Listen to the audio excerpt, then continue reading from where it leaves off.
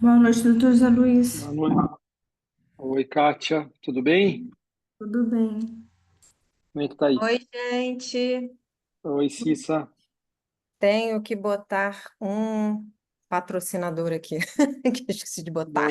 Boa. Vamos, amigo. Gracias. A Helena está aí. Ya está Sí, aquí. Deixa eu tentar Ya, aqui. É para fazer próxima qué vez. bueno, qué ya. bueno.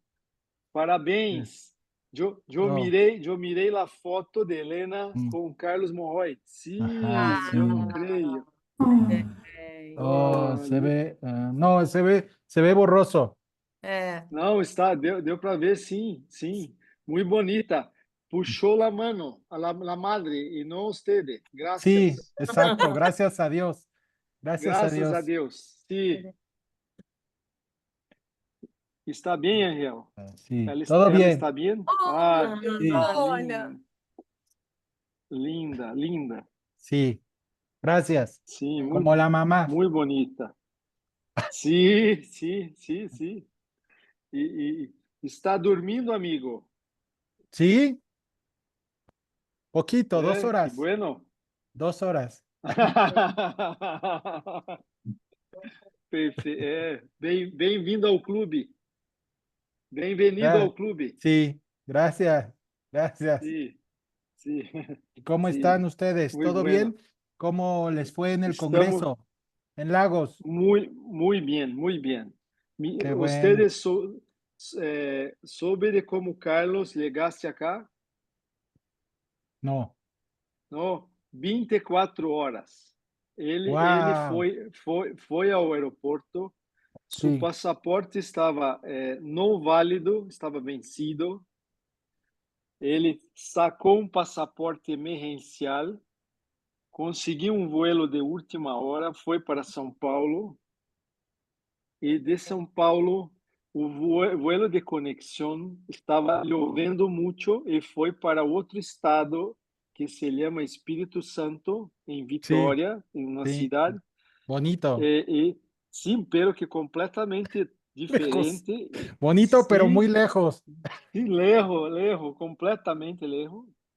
E depois terceiro vuelo para Rio de Janeiro e depois o transporte de coche para Búzios. 24 horas.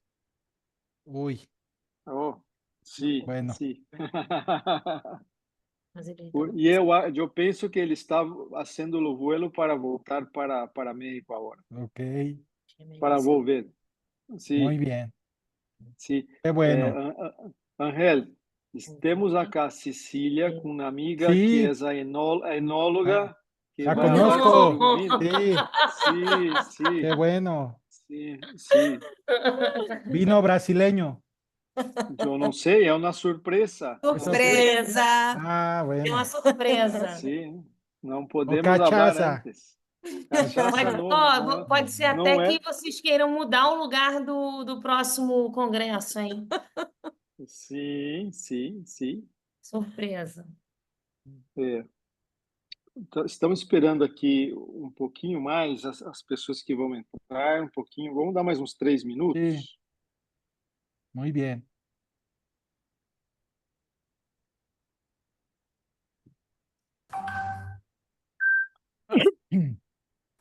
Não estou vendo o Andrezão ainda. O Mil eu sei que ele vai dar uma atrasadinha, mas já vai entrar.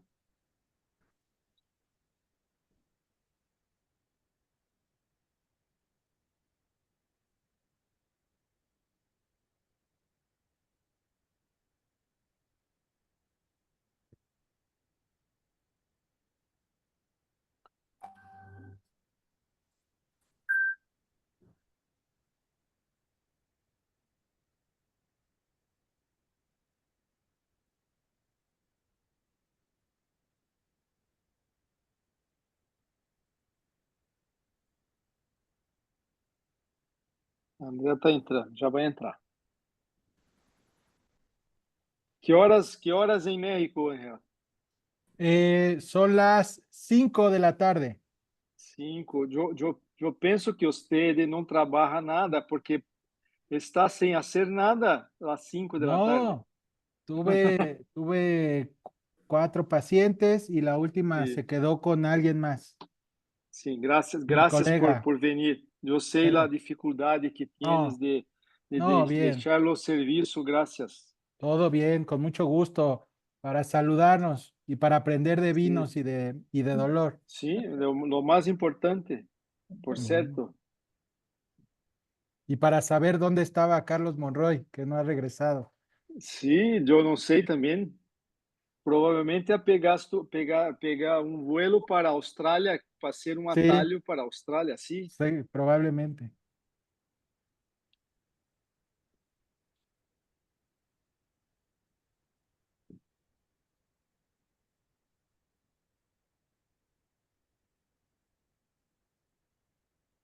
Deixa eu...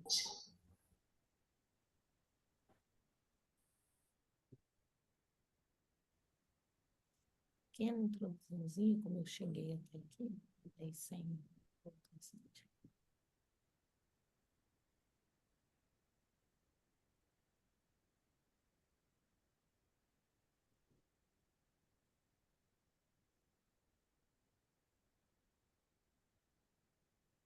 O André está apanhando o computador para entrar no negócio.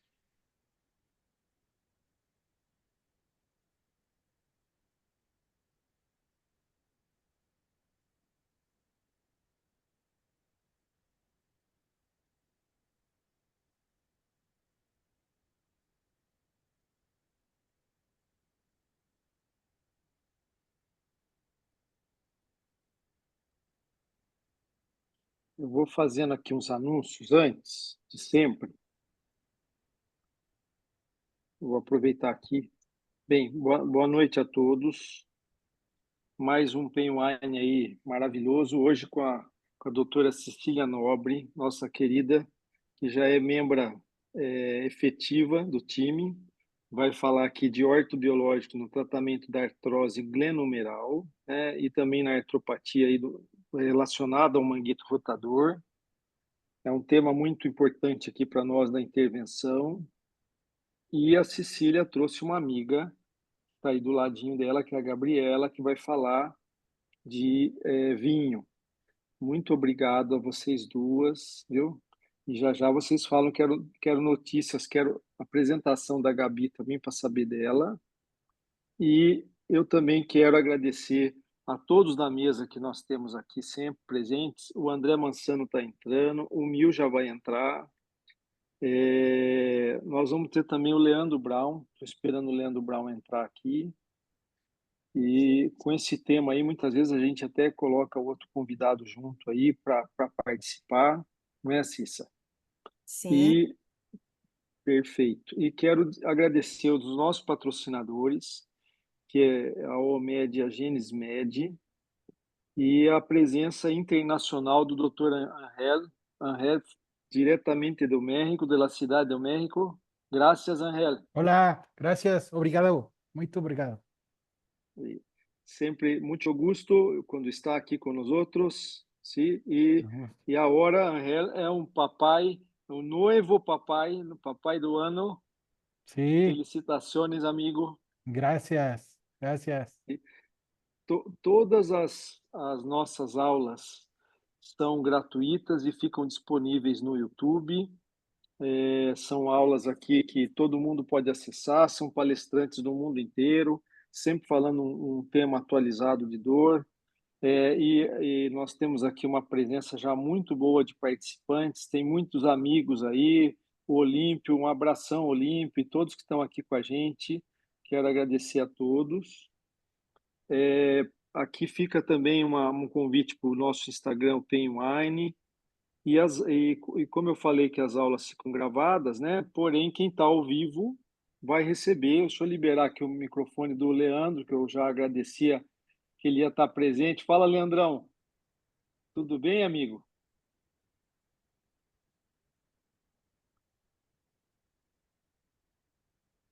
Como é que tá aí, Leandro? Pode ativar o som, Leandro, agora. Hein? Alô? Fala, oi, meu amigo. Bem-vindo, viu? Opa, coisa boa. Eu estava dentro, mas não estava conseguindo ativar o som. Aí eu disse, vou mandar uma mensagem para o Zé. Uma boa noite aí a Que bom. todos. Parabéns aí pelo mais um Pen Wine, com um tema extremamente relevante. E vamos embora que vai ser mais uma noite de muito aprendizado. Um beijo aí, Perfeito. Cecília. Parabéns aí. O Andrezão também está aí, Andrezão. Por favor, amigo. Salve, Bem-vindo. salve. Consegui entrar, entrei no celular aqui que no computador não está funcionando. Tá bom. Bem-vindo ao clube dos informatizados quebrados. Mais um Mac para você comprar aí. Vai ser barato. Pois é, Muito bem, amigo. Hoje nós vamos fazer um sorteio da inscrição para o Congresso Brasileiro da Sobramid. sorteio o será Mac no aí. último. Sorteio o Mac seria bom, né? Vou sortear o meu que estava quebrado, se quiser. Não quero, não. Uma inscrição para o Congresso Brasileiro da Sobramid, que será no último final de semana de junho, em São Paulo. Acho que é isso, Cissa. Acho que você já pode começar apresentando a sua amiga, por gentileza. Oi, pessoal, boa noite. Depois de tanta confraternização, tão gostoso o Lago de Douro, a gente continua aqui, época de final de ano, então trouxe minha amiga. A primeira surpresa da noite, ela não é médica, então você vê que é amiga de verdade, que está vindo assistir a aula. Ela é promotora e super estudiosa de vinho, ela tem um grupo de mulheres que se encontram sempre, né, para degustar. E como eu não sei nada de vinho, e realmente foi muito difícil eu preparar aquela aula de vinho grego. Eu achei melhor para vocês trazer uma pessoa que entende, Olha uma lá. que finge que entende do assunto, né? Doutora Gabriela Muito bem. Brandt, tá? Antes de compartilhar a tela, você quer falar um pouquinho? Posso começar? Pode. Aí eu Então, compartilho a tela. Por favor, Quando você quiser, eu Gabriela. compartilho a tela Tá. para você. Bom, primeiro eu queria agradecer, né, o convite da Cecília.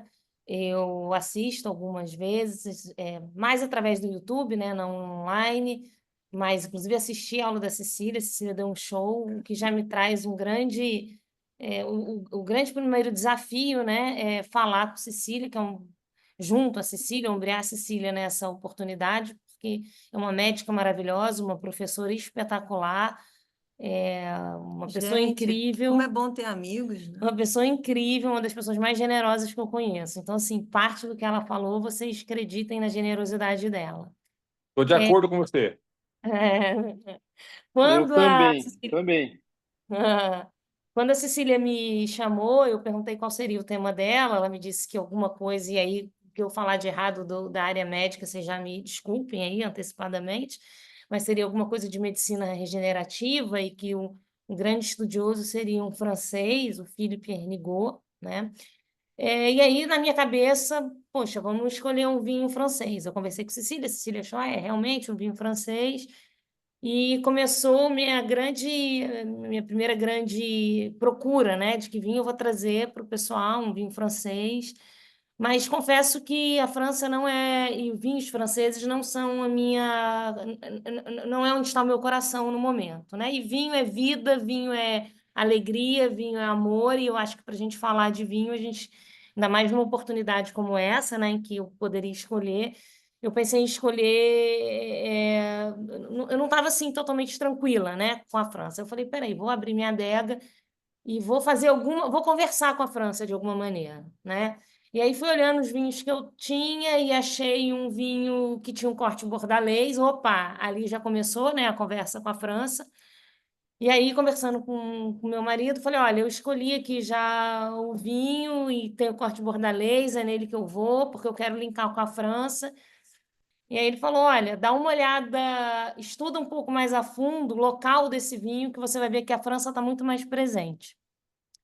E aí eu acho que às vezes você fica procurando, né, cisma com uma coisa e o óbvio está na sua frente e você não enxerga, né, o óbvio. Então, às vezes você precisa de algo para te descortinar.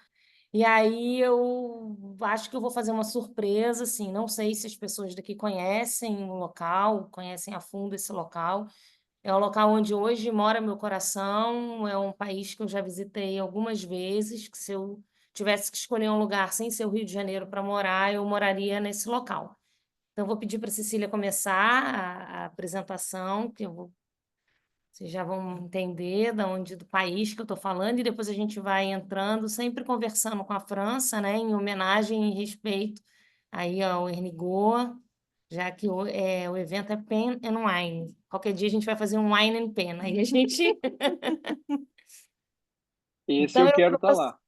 Então, eu trouxe para vocês o vinho e África do Sul, né? Um país, é o vinho do Novo Mundo, então já fica aí uma dica inicial. Né? E como é que a gente traz a França para conversar com a gente, para além do corte bordalês? Né? A Companhia Holandesa das Índias Orientais, ela já vinha colonizando a África do Sul quando, meados lá do século XVII, né? O holandês que funda a cidade do Cabo, no extremo sul do continente, consegue produzir, né, em 1659, a primeira prensa, o primeiro vinho com uvas do Cabo. E aí ele escreve no seu diário, né, Deus seja louvado, hoje o vinho foi prensado pela primeira vez com uvas do Cabo, né, na cidade do Cabo. Vamos ver como é que eu passo aqui. Espera aí, Cês. Mas não está indo. Tá. E aí, como é que o vinho, né, desponta na África do Sul, que é um país relativamente novo na tradição da viticultura, mas já tem atualmente uma produção de qualidade, está entre os 10 maiores produtores de vinho do mundo, entregando cerca de 4,5% da produção mundial, em aproximadamente 340 vinícolas com 4.200 produtores. A primeira região que traz o vinho, que produz o vinho na África do Sul é a Constância, que é um bairro, né, da cidade do Cabo, onde tem as vinícolas mais antigas do país, mas ele ganha força mesmo e vai ganhar expressão com a presença de imigrantes, os genotes franceses, que trazem, além do conhecimento do vinho, a tradição do consumo do vinho, né? Porque eles caminham junto, né? A tradição e o consumo do vinho, que é o que a gente hoje em dia vê aqui no Brasil, né? A produção crescendo, mas também um consumo crescente de vinho por nós, né, brasileiros. As condições do país são bastante favoráveis, tem uma combinação interessante, porque tem solo antigo, uma natureza que propicia o cultivo da produção, o clima influenciado pelos oceanos, né, Atlântico e Índico, com clima temperado que favorece o cultivo de uva, agregando qualidade e complexidade, porque às vezes a gente pensa em novo mundo, né, como produtor de vinho, e a gente acha que são vinhos mais ligeiros, mais fáceis, mas a gente consegue já perceber vinhos com bastante complexidade dentre os vinhos sul-africanos. E aí a gente chega, então, onde efetivamente eu queria, que é Franschhoek, um lugarejo a cerca de 40 minutos da cidade do Cabo, que em Afrikaner, que é a língua falada, né, uma das línguas faladas na África do Sul, significa o canto dos franceses, né, no sentido não de cantar, mas do lugar dos franceses, ou esquina dos franceses, né? Então, essa é uma imagem lá de Franschhoek, que você vê, é possível a gente ver bem, né? Assim, tem uma altitude, mas também tem algum plano. Ele está a cerca de 60 quilômetros de Cape Town, mas ele recebe os ventos, né, dos oceanos que rodeiam ali o extremo sul do continente africano. Então, assim, as condições são realmente bem propícias. E aí, como é a história de Franschhoek, né, conversando com a França, que era o meu objetivo? Ela remonta a mais de 300 anos atrás, quando, no meio do século XVI, há uma grande opressão pela fé, né, por parte dos católicos governantes em relação aos protestantes. Isso faz com que mais de 300 mil famílias, os genotes, acabem se refugiando na Holanda.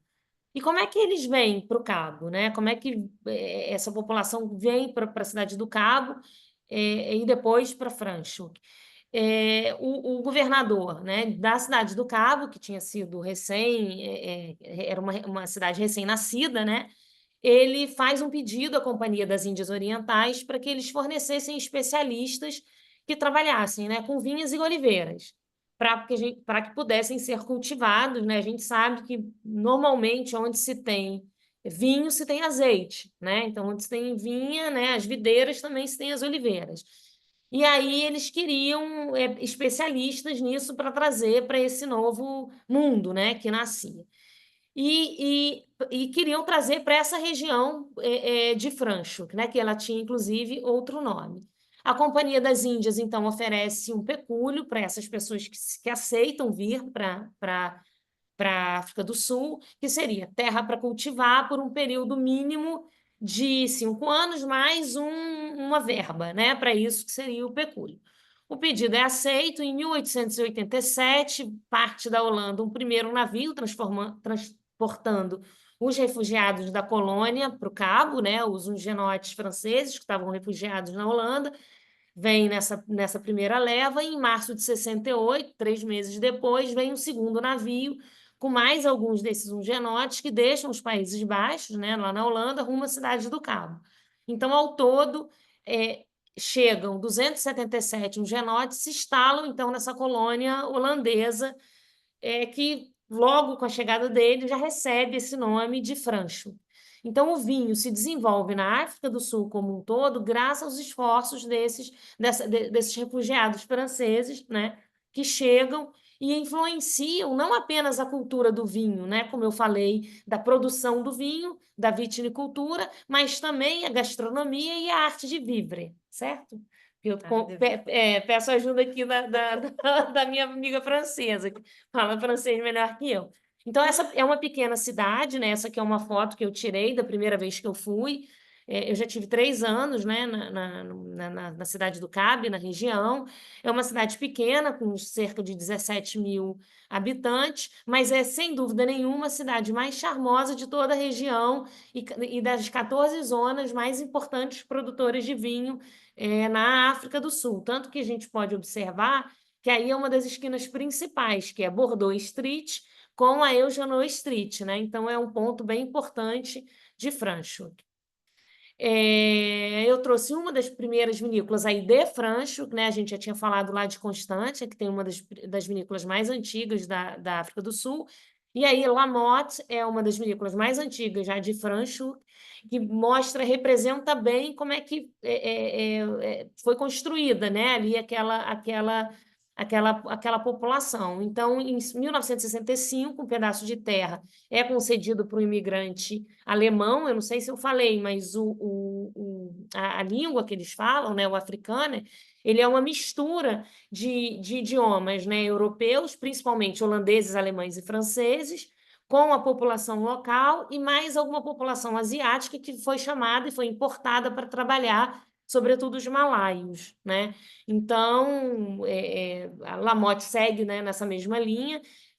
Um imigrante alemão recebe o terreno, poucos anos depois, né, pouco mais de 10 anos depois, vende, e aí o primeiro proprietário, um genote francês, compra essa terra, que é o Pierre Joubert, e ele começa a produzir vinhos na La Motte. A La Motte eu trago para o nosso estudo porque ela é a origem do vinho que eu vou apresentar para vocês.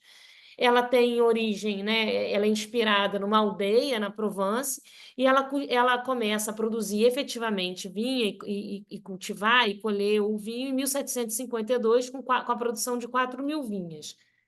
Em 1970, ela é comprada por Anthony Rupert, que é um amante do vinho e da arte. Aqui são fotos também de quando eu estive lá, né? Tem muitas esculturas pelos jardins, né? Tudo tem muito bom gosto, as vinícolas são muito bem estruturadas, né? E ele é dono de 3 propriedades, né, da família Rupert, e mais tarde ele vai se associar à família Rothschild da França, uma família muito importante, uma família de muitas posses, e eles se associam comprando uma fazenda chamada Fredericksburg, e aí passam a produzir o selo Rupert and Rothschild, que é o vinho que eu vou trazer. Enfim, eu chego no vinho, né, que eu escolhi para apresentar para vocês. Essa é uma vinícola que foi comprada pelo Dr. Rupert em 1997, eles falam que foi no outono de 97, junto com o barão Edmond de Rothschild, e eles se unem com um sonho, né, com uma visão compartilhada e o sonho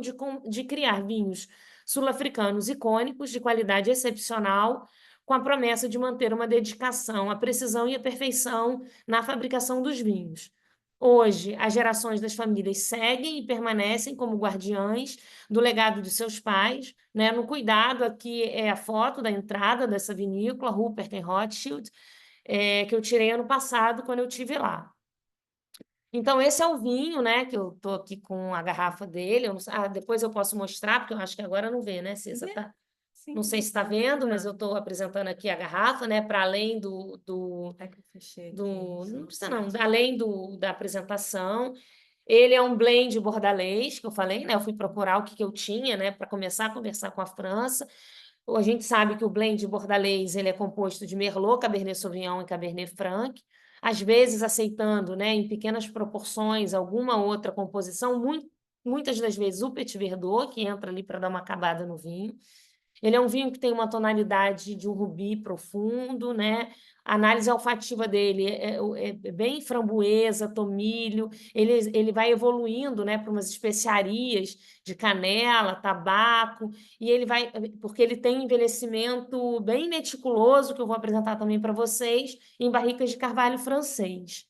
Né? A análise degustativa dele tem camadas de ameixa, cassis e cereja preta, o tempo de guarda de 10 anos, e a idade das vinhas que produz esse vinho varia entre 20 e 30 anos. É um vinho que apresenta 14% de teor alcoólico, uma acidez de 5,95 gramas por litro e um pH de 3,52.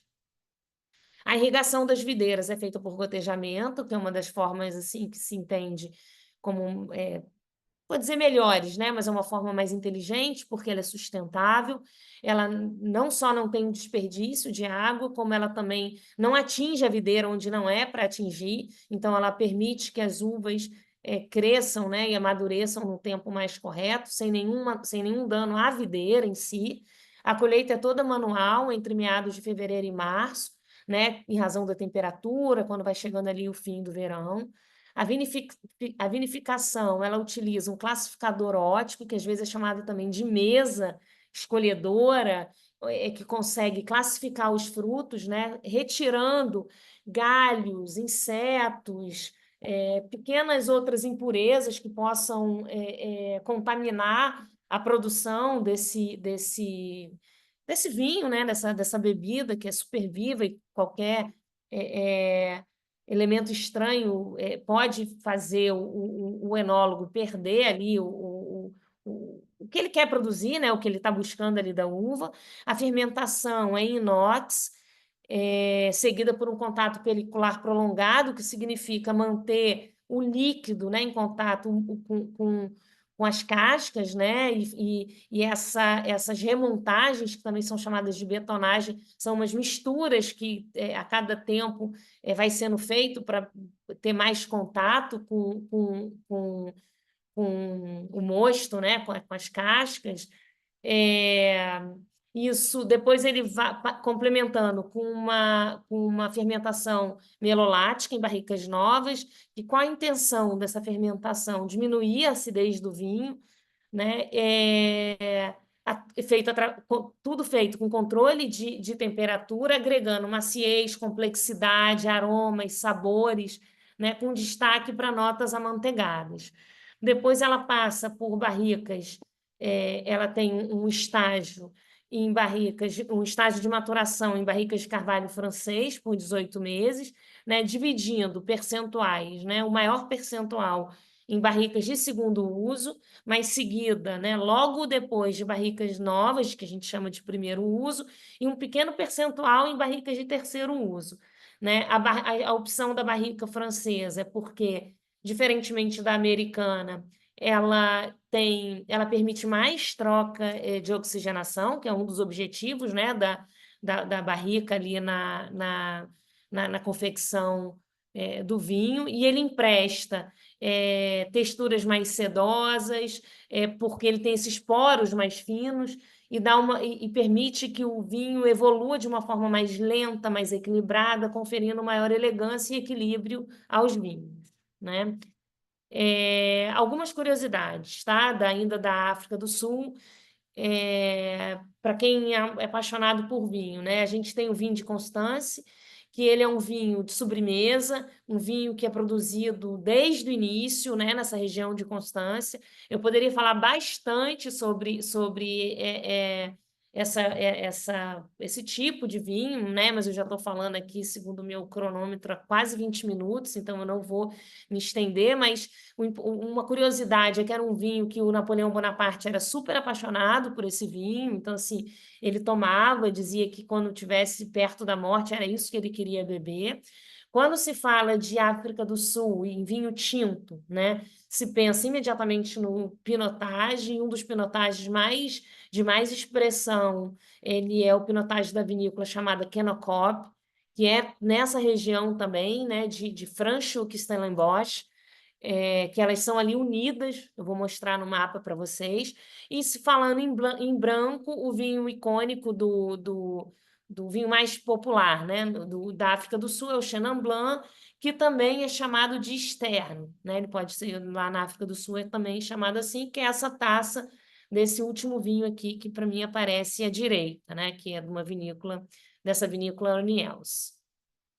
As regiões vitivinícolas da África do Sul são essas, né? Constância, a mais antiga, seguida por Franschhoek, o local, né? O canto dos franceses, para onde esses refugiados foram levados, aceitaram ir, né? Nessa perspectiva de trazer a cultura francesa do vinho, da fabricação e do consumo. Stellenbosch, pau, significa, né? Pérola. Então, toda essa região ela é muito importante na fabricação de vinhos na África do Sul. Eu trago aqui algumas vinícolas, só para vocês terem ideias, né, assim, do potencial que existe essa cidade, convidando a todos já que tiverem interesse e gostarem da cultura do vinho a visitarem, quem eventualmente não foi. Babylon Stone, por exemplo, é uma vinícola totalmente autossustentável, né? Tudo que é consumido nela é feito e produzido por eles, né? Manteiga, sorvete, carne, legumes, vegetais, assim, absolutamente, e obviamente o vinho, né? Esse é o vinho principal da casa, que chama... peraí, deixa eu resgatar aqui o nome dele. Nabucodonosor, né? Que ele é um Bordeaux, também é um corte bordalês, é uma homenagem ao rei da Babilônia, né? De uma origem bíblica. Deller Graff é uma vinícola belíssima, belíssima, de uma família inglesa, um dos maiores produtores de brilhante da África do Sul, inclusive eles vendem lá alguns brilhantes. E aqui é o restaurante, nessa foto do meio, é o restaurante principal deles. Eles têm 2 restaurantes, um mais asiático e um internacional. Esse é o internacional. Às vezes, se você for em alta temporada, você não consegue sentar se você não fizer uma reserva com pelo menos 3 meses de antecedência, sabe? Ele é muito concorrido.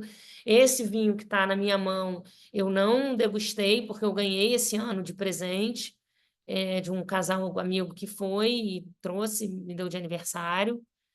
Starcondé é uma vinícola super diferente, moderna, com esse lago na frente, produz cirrais espetaculares. Esse da mesa aqui do meio foi um que a gente comprou lá na vinícola, que chama Three Pines. Ele foi premiado na África do Sul como um dos melhores cirrais de um determinado ano.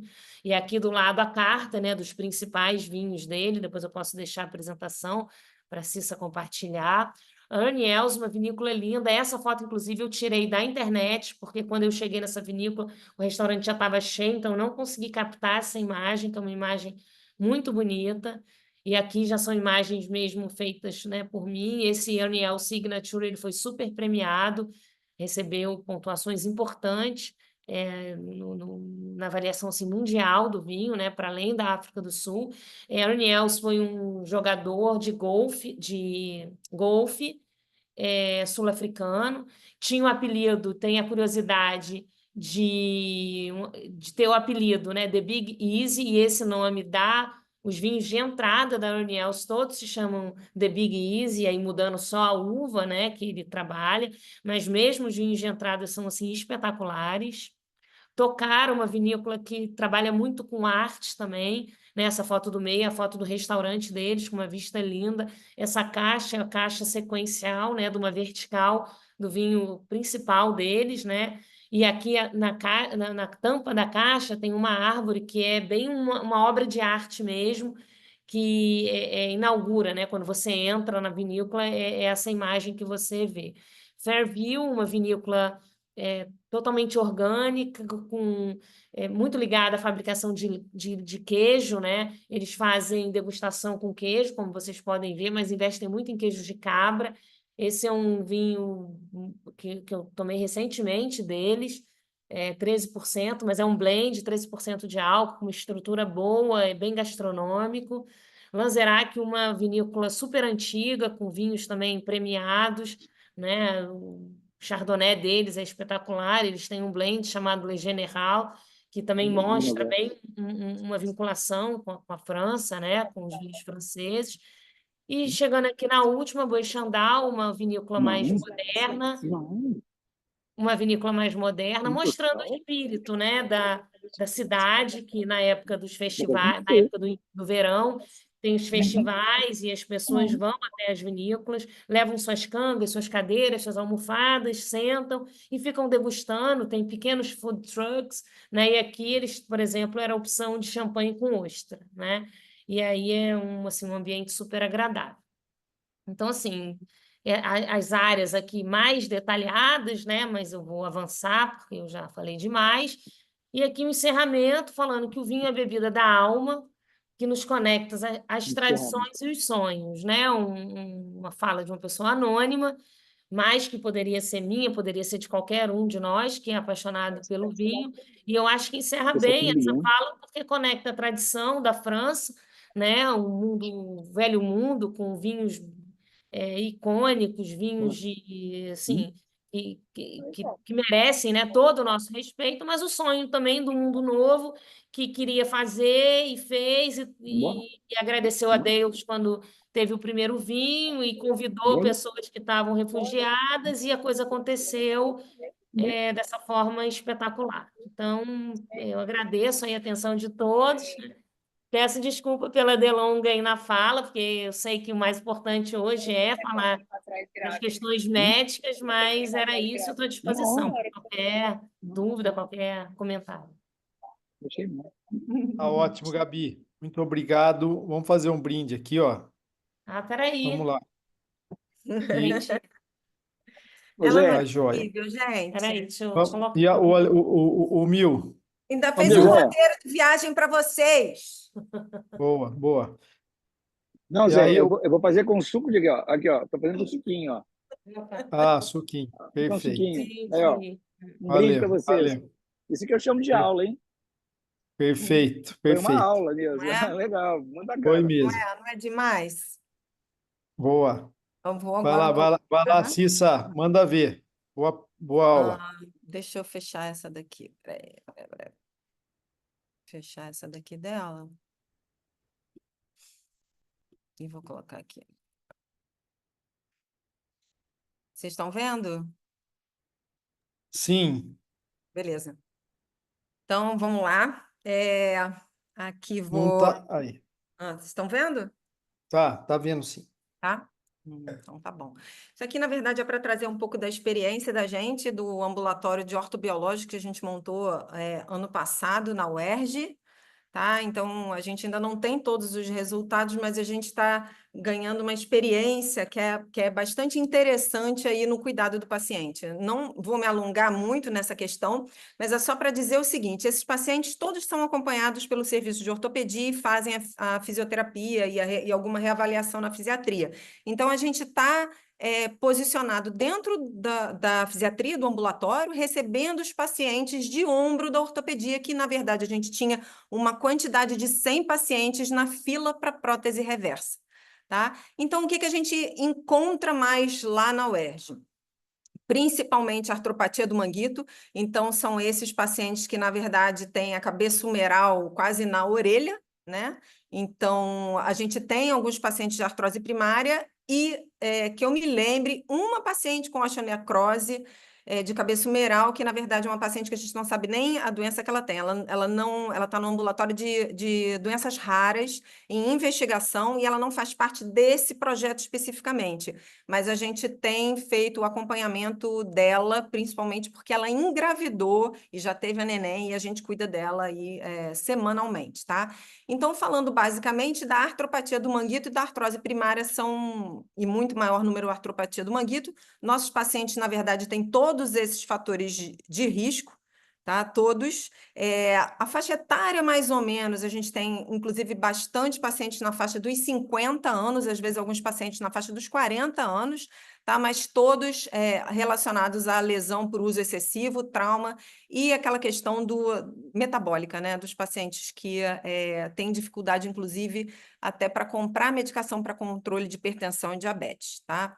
Então, não vou me alongar muito na questão da fisiopatologia da osteoartrite, mas é só para a gente lembrar que são vários fenótipos. E quando a gente estuda especificamente os pacientes da UERJ, a gente vê uma sobreposição muito grande desses fenótipos. Então, o que acontece, na verdade? Aquele paciente, né, como geralmente acontece com a gente, que a gente tem um processo, né, agudo, uma fase, né, de muita inflamação, a gente entra aí, até entrar naquela reparação tecidual, é como se eles ficassem estacionados numa resposta inflamatória crônica, e aí eles polarizam muito para esse fenótipo catabólico. Então, eles são hipercatabólicos e são, em termos de saúde mesmo, com muito déficit de cuidado. Então, acontece aqui a progressão da doença deles. Então, muitos pacientes, na verdade, que chegam para a gente, já chegam com um diagnóstico avançado, né? Então, especificamente, no nosso grupo, a gente recebe muito paciente que está na fila aguardando a prótese, né? Então, esse aguardo não é de um mês, não são 2 meses, às vezes são anos, né? Então, a gente começou a pensar, né? Principalmente porque eles não têm mais aquele flare-up, eles já diminuíram toda a reserva que eles têm e eles vivem num quadro como se fosse um flare constante, né? Então, é uma doença absolutamente crônica. E aí, o que a gente sabe? Inflamação crônica gera uma sinalização crônica do ponto de vista celular e também o que acontece? Toda aquela inervação acaba sendo, né, fonte de permanência de estado de dor. Então, são pacientes, assim, extremamente frágeis. E aí, a gente, conversando, começou a ter algumas ideias, tá? Então, primeiro, o que a gente tem muito de estudo? A gente tem muito estudo, na verdade, de pacientes que fazem bloqueio do supra, né? E aí, a gente vendo modelos anatômicos que guiam aí a nossa intervenção, a gente falou, não, a gente tem que examinar esse doente, ver as áreas de dor. Por exemplo, se o paciente tem alguma artrose, né, acromioclavicular, então, assim, que inervação que corresponde, né? Então, não é questão de fazer só bloqueio do supra, vai depender aí da estrutura, né, qual é a maior fonte de dor.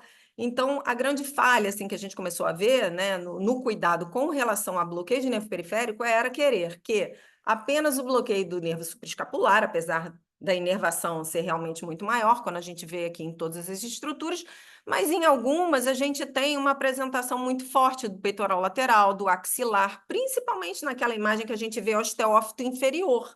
Então, essa cobertura aqui inferior, né, ela é muito dada pelo axilar. Então, no paciente com muita deformidade aí na região inferior, não adianta fazer só o bloqueio do supra, né? Você tem que fazer aí o bloqueio do axilar. Tá? Então, a gente começou a olhar, como a gente não, né, faz tudo no ambulatório, a gente trouxe os pontos que a gente tinha, né, de acesso da radioscopia, e aí hoje, né, o que acontece? A gente passou a cuidar, claro, mantém as estratégias locais, que era o que já vinha sendo feito, analgesia multimodal, aí fazendo ajuste de medicações, fisioterapia, que é feita, inclusive, lá dentro da fisiatria, né? E a gente oferece no nosso trabalho as cartilhas que são entregues para os pacientes, a gente explica as atividades, né, para fazer essa manutenção, porque muitas vezes esse deslocamento, a gente está falando aqui de hospital público, muito diferente do hospital privado, né? Uma velocidade diferente, uma estrutura diferente, uma disponibilidade de recurso, muito embora fazer um tratamento tratamento amplo. Quando a gente fala de convênio, a gente sabe, a gente conversou no Lagos d'Or, a grande dificuldade que a gente tem, né? Então, o que a maioria recebe? Uma infiltração local com corticoide, com o anestésico local. Muitas vezes esse tratamento não é guiado por imagem, não é guiado nem por ultrassom, tá? Então, a gente ficou pensando aí o que a gente conseguiria de caminho. Então, primeira coisa, a gente pensou, vamos abordar os pacientes, a gente vê rapidamente, a gente tem a proficiência aí e tal, todos nós, a gente, na verdade, todos nós fazemos o trabalho de todos, né? Porque trabalhamos juntos, né? Nath, Bruno e eu, né? Estamos juntos lá. Então, a gente falou, não, isso aqui vai ser rápido, tem condição de receber esses pacientes, mas aí a gente pensou, de repente, que a gente, né, estudando um pouquinho mais, a gente poderia fazer além, tá? Então, a gente passa aí a utilizar, a partir dos trabalhos com acesso com ultrassom, esse trabalho de CRIO, um trabalho super interessante, a gente passou a utilizar esses alvos em todos os nossos pacientes que nós fazemos bloqueio de nervo periférico. E aí, o que a gente pensou aqui para o axilar, tá? Mas vai ser só isso, assim, vamos só fazer a parte do anestésico local, a gente faz o corticoide, e a gente pensou, não, não. A gente tem uma oportunidade aqui super bonita de oferecer algo, né? A partir, não vou falar de todos os artigos, porque a gente não tem nem tempo, mas eu deixo aqui, né, depois eu posso compartilhar, e se vocês quiserem fotografar. A gente precisa de estudos, sim, a gente tem algumas coisas que a gente já tem comprovação, mas a gente pensou na super oportunidade que a gente tem lá de estudar o comportamento desse paciente que é abordado com ortobiológico, uma coisa que é extremamente barata. Nós levamos nosso aparelho de ultrassom.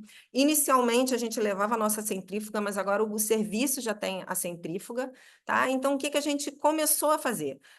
De uma forma mais tranquila e rápida, né? O IPRF, né? Que é a fibrina, né, rica em plaquetas, que a gente faz com uma centrifugação, que eu vou mostrar para vocês, e o aspirado de medula óssea em termos de ortobiológico. E aí a gente ficou pensando, como é que a gente vai fazer tudo isso? Porque um trabalho a gente, na verdade, faz com aspirado, né, e o IPRF, para a gente comparar, até porque são 75 pacientes nesse trabalho, a gente coloca no controle o corticoide, que já vem na literatura há muito tempo, e os outros 2 grupos, cada grupo vai ter 25 pacientes.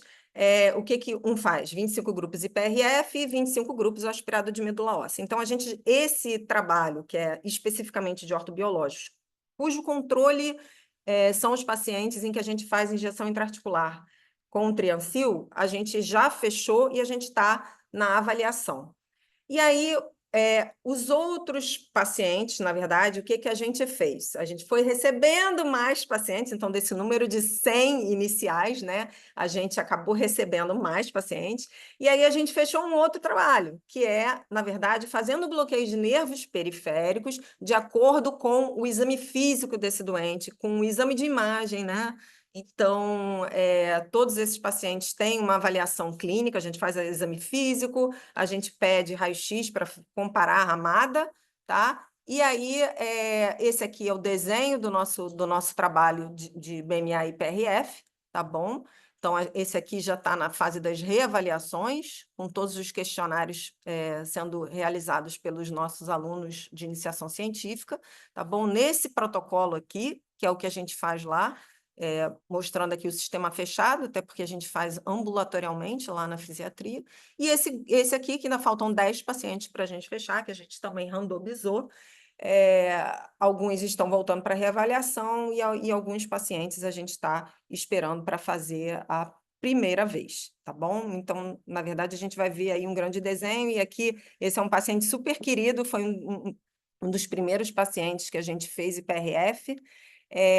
A gente faz essa avaliação, a gente recebe o paciente, claro, a gente já tem uma cola do ambulatório de ombro, né? Porque especificamente os ortopedistas, né, com a especialidade que fazem exame físico e já mostram para a gente, alguns já vêm até com raio-x, ou seja, o paciente já está, né, super como se diz, bem diagnosticado, e por conta da questão de biológicos, para a gente tentar fazer o preparo do solo, a gente faz os exames numa consulta de retorno, volta para a conduta, se ele tem condição de entrar em algum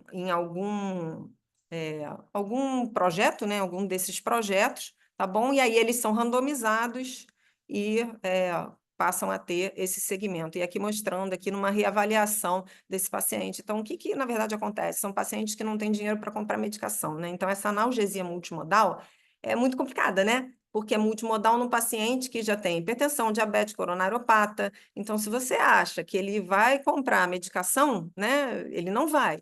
Então, mostrando que, na verdade, a gente poder preparar e passar a utilizar um produto próprio do paciente, né?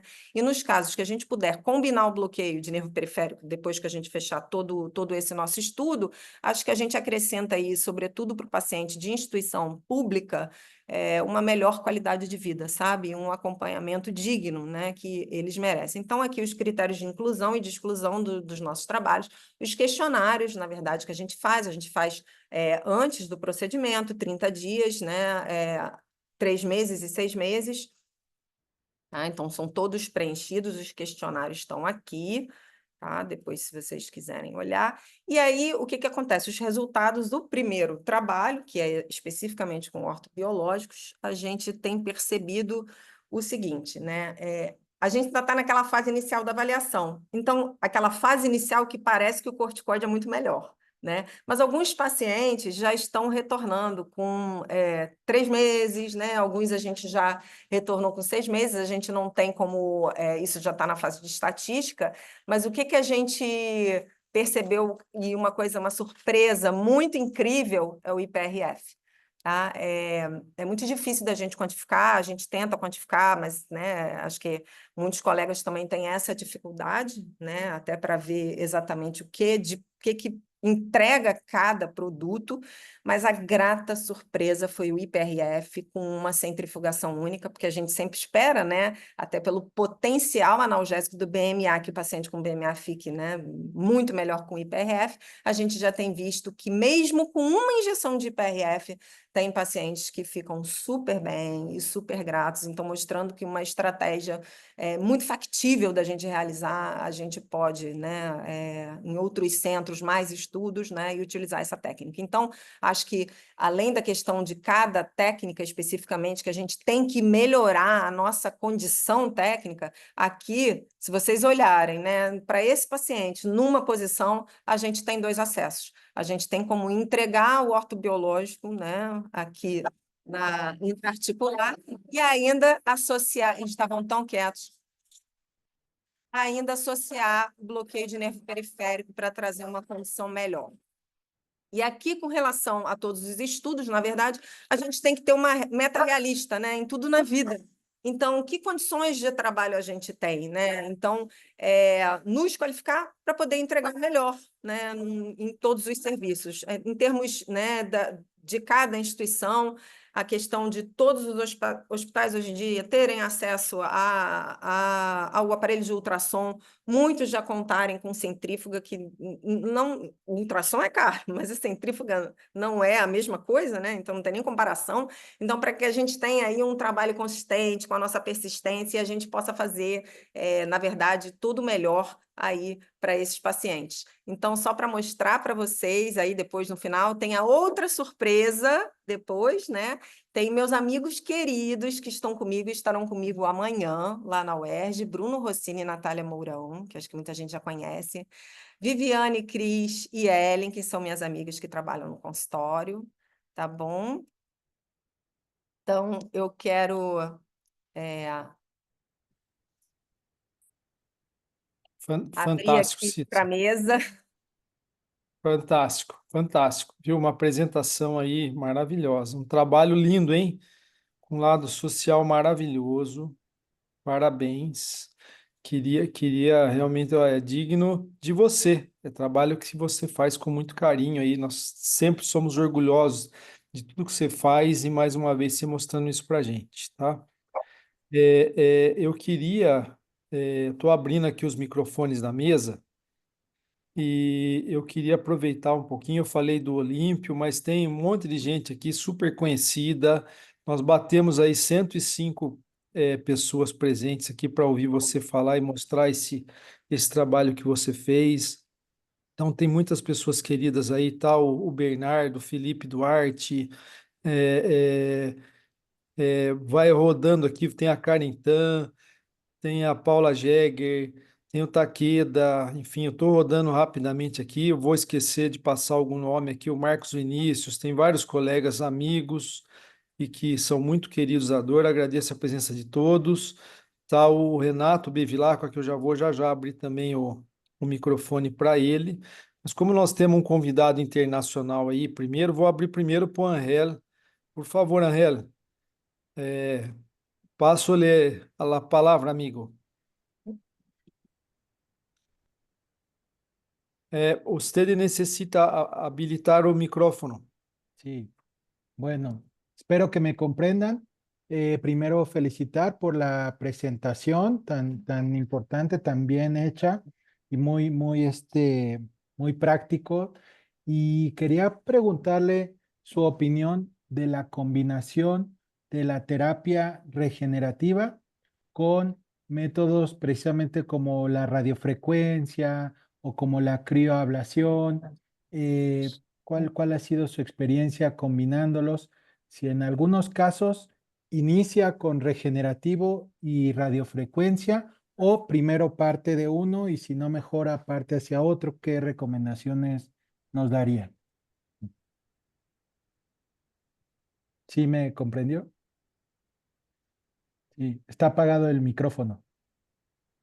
Ah, sim. Cecília, um momento. Por favor. Oi, tá me ouvindo?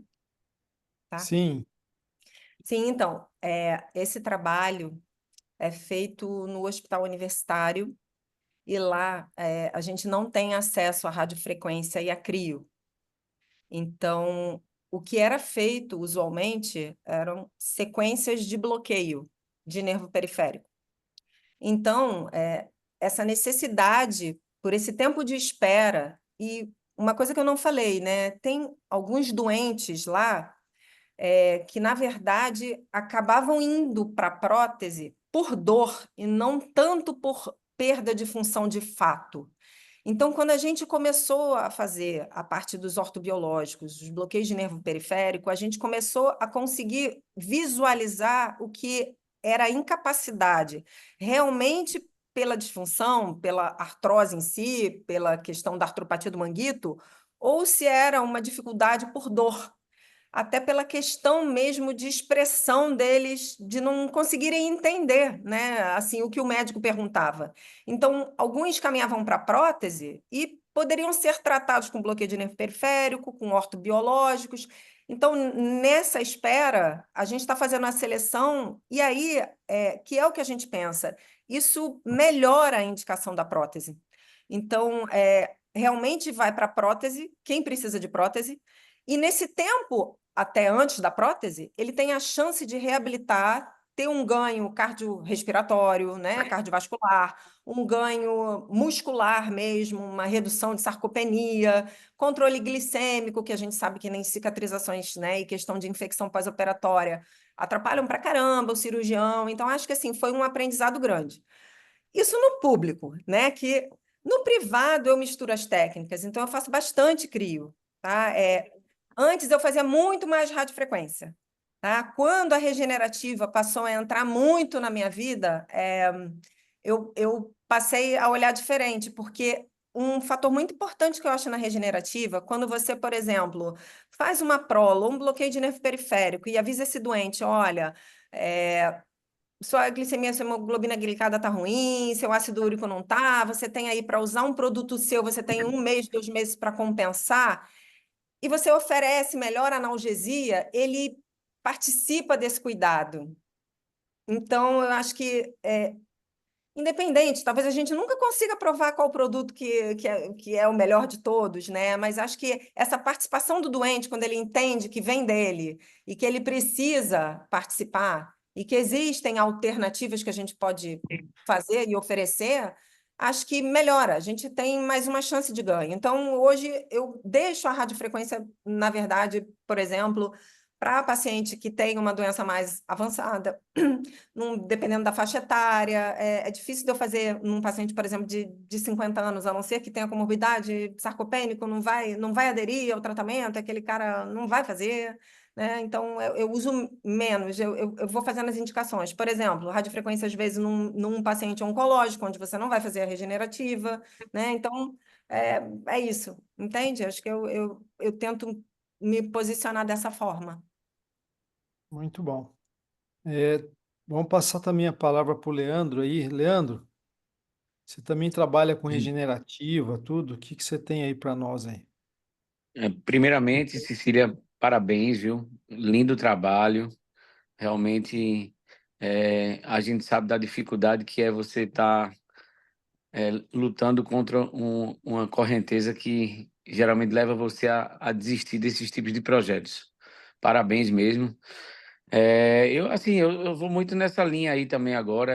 Assim, quando eu uso a radiofrequência, eu procuro usar a pulsada em fases mais iniciais e métodos ablativos, mesmo a crio ou mesmo a radiofrequência, em estágios mais avançados.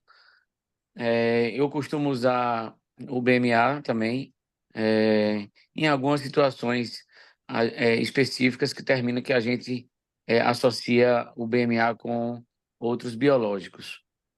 Uma coisa que eu acho que às vezes vale a pena também você fazer é a associação com a ozonioterapia, que de certa forma é uma condição regenerativa, e a terapia de ondas de choque, que eu acho que, assim, dentro de um contexto, obviamente, diferente do que você está fazendo aí universitário, na coisa privada, eu acho que ele pode ajudar no quadro miofascial adjacente, se tiver um manguito ainda não completamente roto, pode ajudar nisso daí.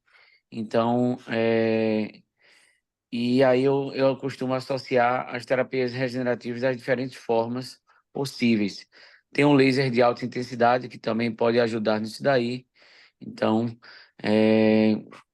como a gente fala, a terapia multimodal regenerativa é uma das coisas que a gente tem feito bastante aqui no nosso serviço. Muito bom, o Léo. O Leandro, deixa eu falar outra coisa, Andrezão. André, tem Diga lá. alguma colocação? Se você não tiver ou não tiver, quiser aproveitar e ler um pouco das perguntas ali do chat, meu amigo. Deixa eu ver se eu acho aqui no computador. Chat, só tem parabéns aqui, um monte de parabéns. Brincadeira, tem um monte de pergunta aqui. Vixe, vixe. Resume, resume. João Henrique Almeida da Costa, Chat GPT, resuma as perguntas. Como vocês fazem o preparo de solo antes das infiltrações de ortobiológicos?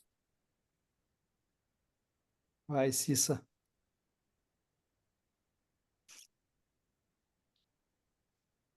Cissa.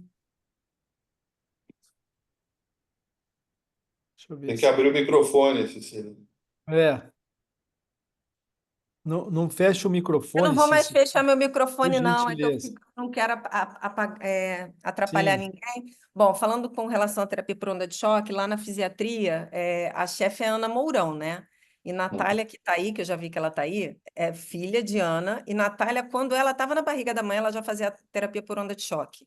Então, Natália e Bruno, que já estou vendo aqui, estão aí no meio. A gente usa também, tá? A gente, porque tem a sorte de ter lá, tá? Que não é o usual de ter no hospital público, assim, né? Aqui no Rio. Prolo, eu vi que o pessoal perguntou, a gente faz prolo, é porque eu quis mostrar especificamente esse trabalho, que é o trabalho de ombro na fila de prótese.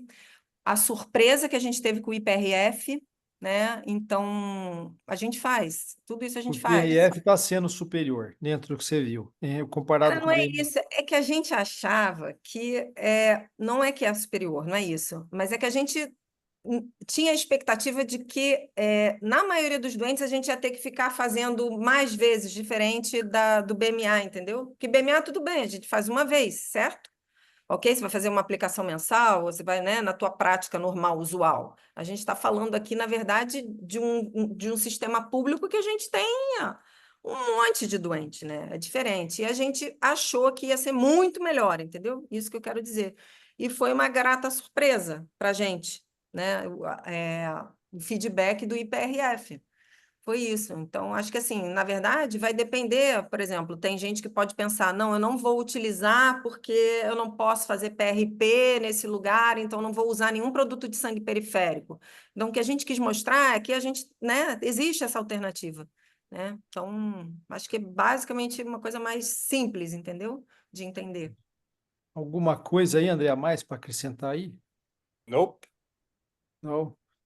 Já falando aí, tá o Renatão, né, Renatão? Opa, estou aqui. Por favor, acrescente algo, pergunte algo, fica bem-vindo aí ao Tá, clube. obrigado.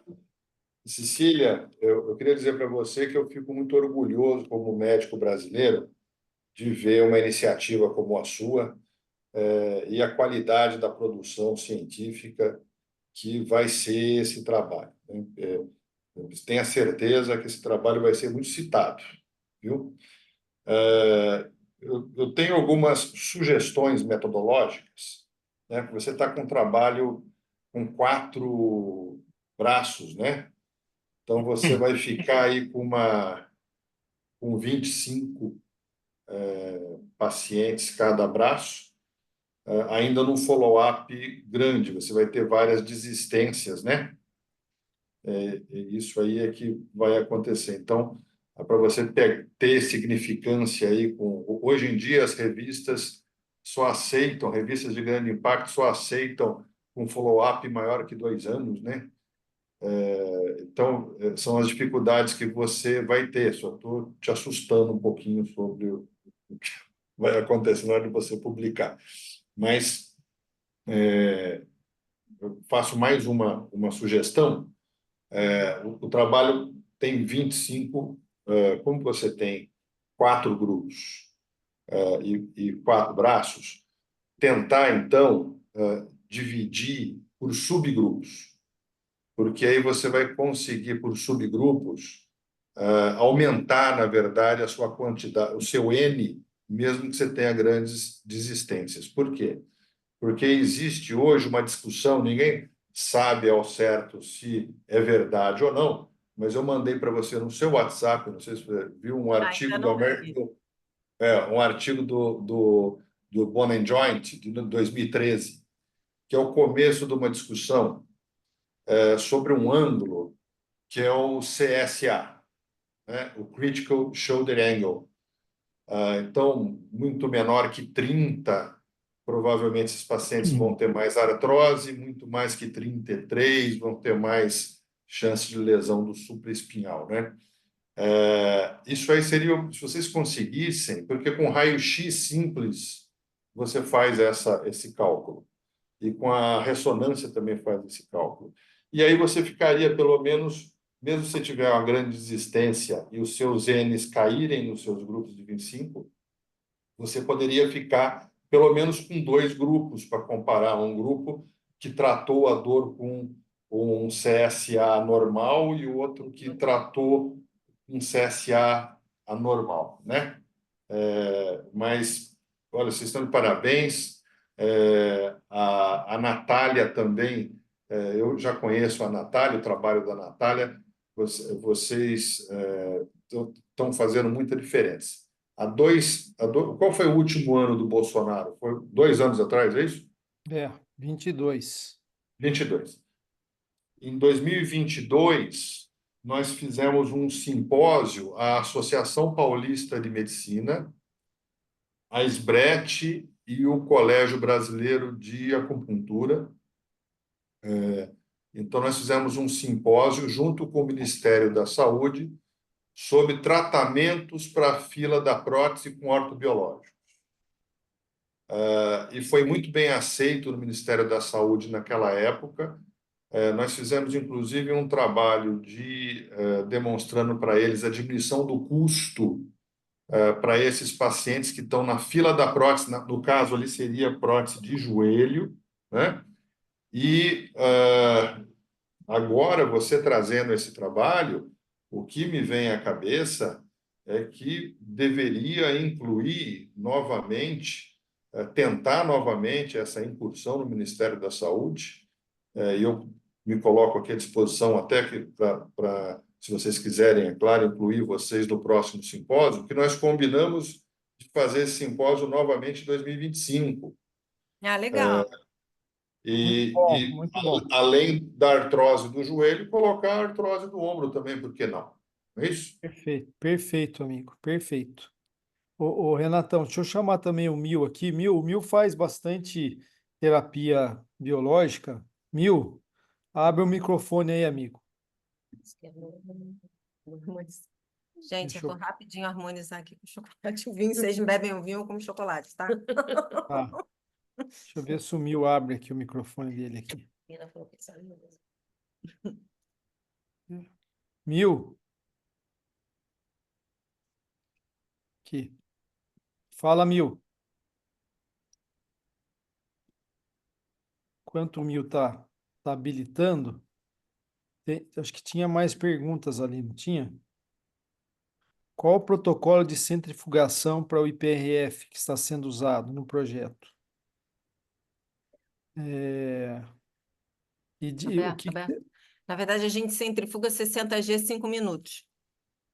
Tá. Aí fala assim, dieta, É que eu metformina, passei muito. dieta, Minha centrífuga, metformina. quando eu levava, era 1.250 5 minutos. E aí Tá. você tem aquele coisinha, né, da conversão. Aí tem aí também, perguntando aqui, se você orienta aí sobre metformina, dieta, alopurinol, estatinas, CQ10, se isso pode ser preparo para uma população carente, o BMA se já tem pelo efeito imediato da interleucina 1, enfim, Antagonista da interleucina 1. Sim. Na por aí. verdade, o Bruno saca tudo de nutrologia, né? Então, como somos nós três juntos, Bruno, Natália também, eu muito menos, tá? Esse protocolo inicial dos exames, eles dois juntos montaram e a gente pede para todos os doentes. Hoje em dia, assim, os pacientes até já vêm, tá? Com relação a suplemento, gente, olha, dá vontade de chorar, porque é assim, se tomar um antipertensivo já tá bom, se conseguir fazer a dieta já tá bom, é uma coisa assim, o que a gente tem ficado impressionado é que os doentes que estão participando, eles não faltam. Eles, por exemplo, pode alterar uma semana da data que ele poderia retornar, 15 dias, mas eles vêm. E isso Legal. também é uma outra coisa que está impressionando muito a gente, porque assim, eles vêm, me deu assim quase um pouquinho de vontade de chorar. Então, porque Legal. eles estão se sentindo muito cuidados, sabe? A gente chega Bacana. lá, Bruno é o primeiro a chegar, Bruno chega às 6h20. Aí eu fico constrangida, chego 6h30, 6h40. A Natália, agora que está morando mais pertinho, também. Porque ele deixava a gente inibido, a gente chegava às 7, porque o horário é 8. E a gente chega, às vezes, antes dos pacientes. Então, a gente fica estudando, se escaneando. Quando tem algum aluno da iniciação científica esperto, ele chega junto com a gente, porque aí a gente fica um escaneando o outro, estudando outras coisas, a gente fica lá, se divertindo, entendeu?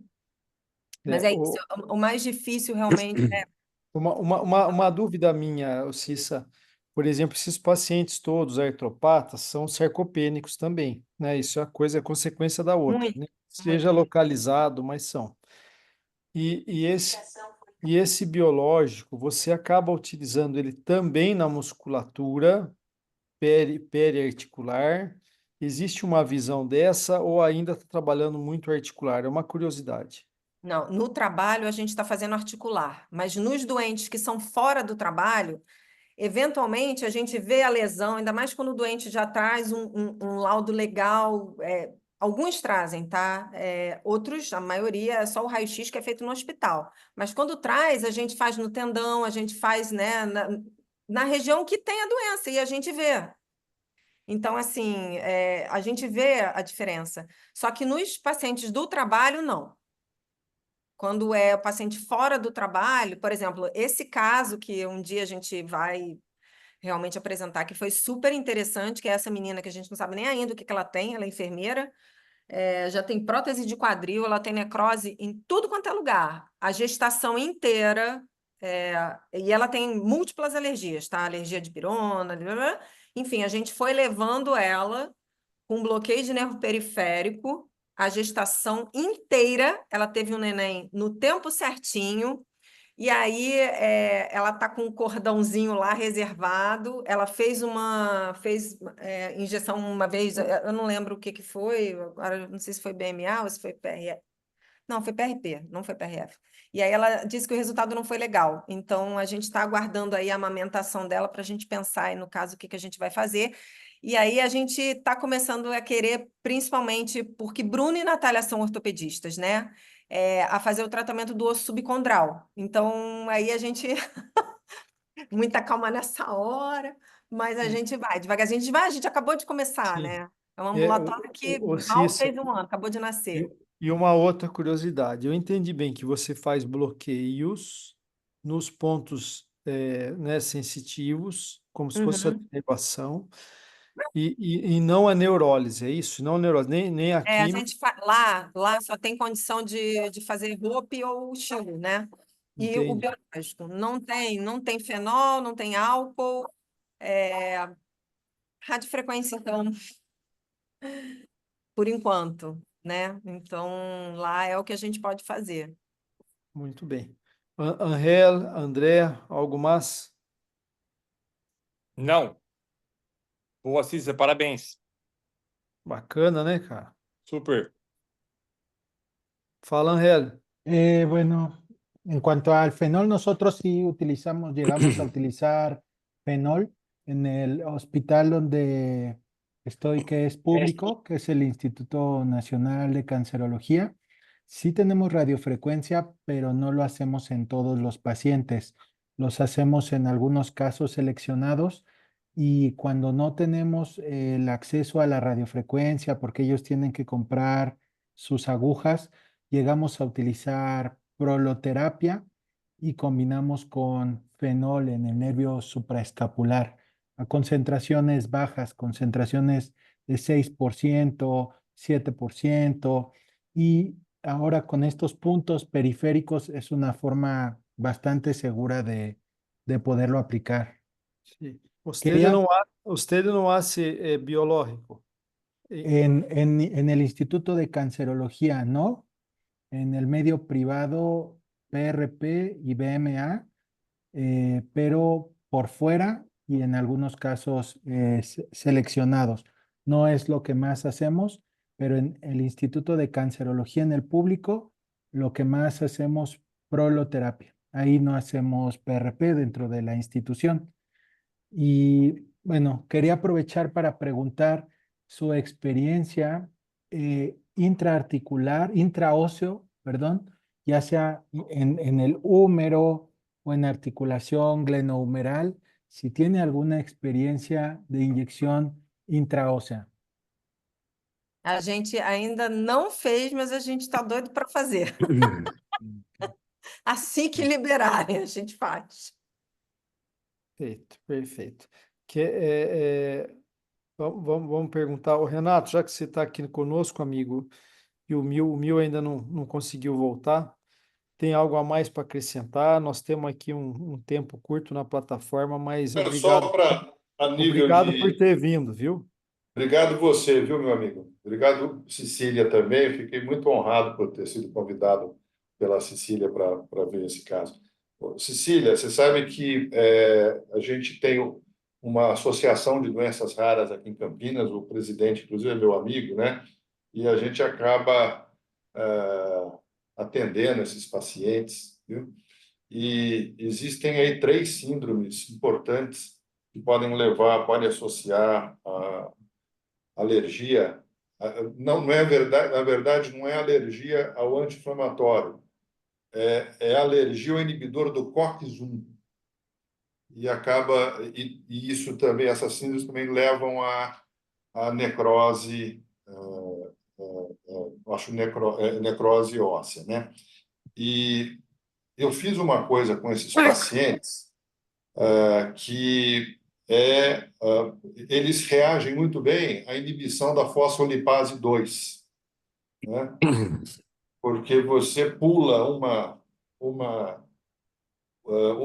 uma etapa na cascata do ácido araquidônico, né? Então, o ácido araquidônico, na verdade, ele vai ter duas vias, né? A ciclooxigenase e a lipooxigenase. E essa alergia, na verdade, ela estaria um passo depois. Então, você, antes de ativar principalmente a fosfolipase 2, né? Então, existem alguns inibidores da fosfolipase 2, e o que eu tenho usado muito, por incrível que pareça, é gelo. Então, você, quando vai falar para o seu paciente fazer gelo no cotovelo, você não fala para ele assim, não faz na fossa cubital, senão você vai ter problema no dedo, ficar com o dedo em garra. Não é isso que você faz? Então, isso quer dizer que o gelo realmente chega lá e funciona e faz algum efeito inibindo esse nervo. Então, o que eu faço nesses pacientes, quando não é quadril, ombro e joelho, eu vou nos pontos de genicular ou do axilar, não o motor, né, onde você mostrou o ponto de injeção, ou ali na fossa espinoglenoideia, eu meço por ultrassom para ver a quantidade de pele subcutânea e músculo que eu tenho até a fossa espinoglenoideia. Se for menor que 4 centímetros, eu deixo 15 minutos de gelo naquela região, 5 a 6 vezes por dia. A ideia, na verdade, não é ser o anti-inflamatório da articulação. A ideia, na verdade, é agir na fosfolipase daquela região, então ter um efeito analgésico e fazer uma diminuição da polarização do neurônio, daquele nervo sensitivo. Porque quando você faz esse aumento da temperatura, acontecem duas coisas. Você tem uma entrada de potássio no axônio. Essa grande uptake de potássio pela crioterapia, ele já faz uma analgesia imediata mediada pelo nervo sensitivo, né? E isso, repetidas vezes, ao longo do tempo, vai levar a uma desestruturação dos microtúbulos axonais e uma degeneração das mitocôndrias do axônio. Só que tem que ser repetido, você tem que fazer o gelo muitas e muitas vezes, que é mais ou menos o mecanismo da neuropraxia do nervo ulnar, quando você erra e manda o paciente fazer lá, né? Então, fica aí uma sugestão de uma prática que eu fiz aí E com uma esses coisa meus simples, né? Ótima pacientes. ideia. Leandro, quer acrescentar algo, amigo? Não, meu amigo, depois da aula do meu querido Renatão. Acabou, né? Renatão, um abraço grande, viu? E aí, meu querido, faz tempo que você não vem aqui, hein? Ô, rapaz. Saudade de tomar um chopp com Saudades, você no viu? seu Rosinha. Saudades. Aí. Eu queria finalizar, pessoal. Tem mais pessoas que eu não falei, agradecer a presença, por exemplo, a Mailane, que está aí. Muito obrigado a todos. A Monize, enfim, o Cristiano. Colocar o seguinte: no dia 24 de outubro, passado agora, foi a inauguração da sede Bahia da Sobramide. Então, é uma sede muito importante, acabou de inaugurar a sede Bahia. Então, nós temos aí formando aí um time muito forte no Brasil. Então, meus parabéns aí à Bahia por ser mais uma sede da sociedade. E agradecer de novo a todos que foram no Lagos D'Or. Foi um evento especial para todos nós aqui da Sobramide. Foi muito, muito bom. E como a Cecília fala, é um evento que está ficando imperdível, né? Porque está sendo muito agradável ir para lá e encontrar todos. E, enfim, é um evento que está no nosso calendário. O ano que vem nós temos o brasileiro, né? Lógico. E o sorteado para o brasileiro de hoje foi o Maurício Almeida Pereira, de Feira de Santana, na Bahia. A Kátia vai entrar em contato ou Putz, você entra em contato ele com a está em Kátia? todas. O Maurício está em Verdade? todas. Ai, ai, ai. E outra coisa, aqui o presidente pessoal da Sobraminha de Bahia, José Gilvan, está aqui participando da mesa. Cadê o Gilvan aqui? Deixa eu ver se eu acho ele. Mas de qualquer jeito, Gilvan, muito obrigado por estar aqui. Parabéns pela sede na Bahia. Eu sei que vai ter muito sucesso e conte conosco aqui, todos aqui, vamos ajudar no que você precisar lá, tá bem? Era essas as informações. Cissa, um beijão para você. Gabi, um beijão. Eu fui 8 vezes correr na África do Sul, tomei Ah, muitos vinhos lá, deliciosos, viu? E sei bem desses vinhos aí que você falou. que bom. Pessoal, fica à vontade para se despedir aí. Beijo, pessoal. Super Tchau, obrigada, viu? pessoal. Parabéns, Cecília. Obrigada, gente. Tchau, Cecília, parabéns. Valeu, valeu. Boa noite.